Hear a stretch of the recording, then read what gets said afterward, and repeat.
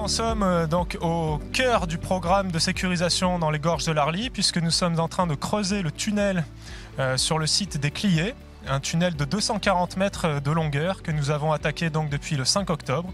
Alors aujourd'hui, on a terminé donc toutes nos installations sur la tête aval et on est sur donc on a fait nos pré-soutènements et on est sur le démarrage du creusement du tunnel.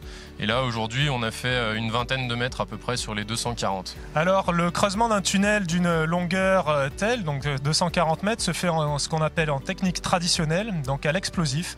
Donc c'est un enchaînement de cycles. On vient faire des trous dans le front d'abattage, on vient tirer. Puis après, on dégage les matériaux, c'est ce qu'on appelle le marinage.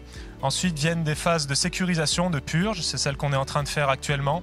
Puis on remet du béton, le confinement, c'est-à-dire le soutènement qui permet la pérennité à long terme du tunnel lui-même.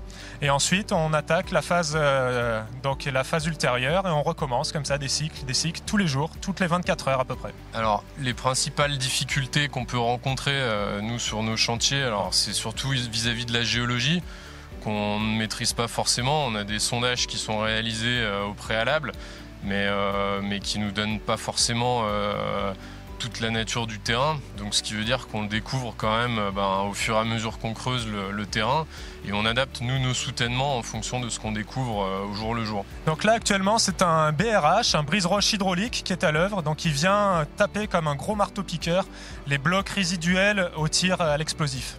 Alors une fois qu'on aura percé le tunnel, il va nous rester effectivement une phase d'étanchéité. On viendra mettre en place une membrane alors projeté, liquide. Ensuite, on aura un béton de revêtement. Celui-ci sera composé de deux étapes. Il y aura des pieds droits qui seront coulés en place et toute la partie rein et voûte sera projetée.